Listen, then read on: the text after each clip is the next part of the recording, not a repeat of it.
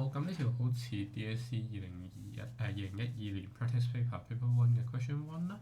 咁呢個係 law of index 嚟嘅。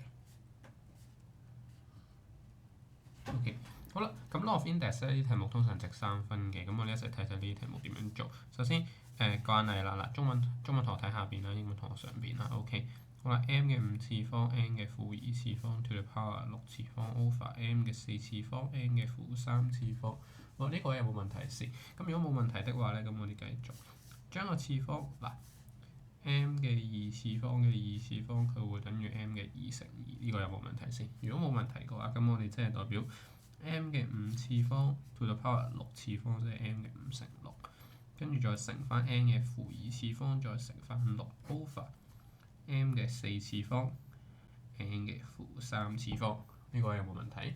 如果冇問題嘅話，我哋繼續做 m 5、6、30 n 負2、6負12 over m 嘅4次方 n 嘅負3次方。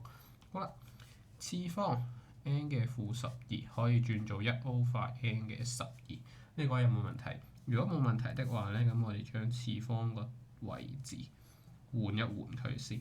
好啦，呢度負3，呢度負12，咁我將佢轉上嚟啦。好啦，然之後上邊有3個，下邊有12個，約咗佢下邊得翻9個；下邊有4個，上面有30個，約咗佢上面得翻26個。所以呢個最尾答案就係 m 嘅26次方 over n 嘅9次方。